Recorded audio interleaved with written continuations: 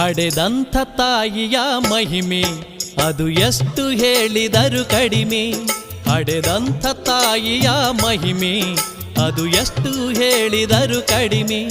ಹೇಳುವೆನು ಕಥೆಯ ನಾನೊಂದು, ಹೇಳುವೆನು ಕಥೆಯ ನಾನೊಂದು, ಹೆತ್ತವಳ ಅಡಿಗೆ ಶರಣೆಂದು. ಹಡೆದಂಥ ತಾಯಿಯ ಮಹಿಮೆ ಅದು ಎಷ್ಟು ಹೇಳಿದರು ಕಡಿಮೆ. ಹಡೆದಂಥ ತಾಯಿಯ ಮಹಿಮೆ ಅದು ಎಷ್ಟು ಹೇಳಿದರು ಕಡಿಮೆ.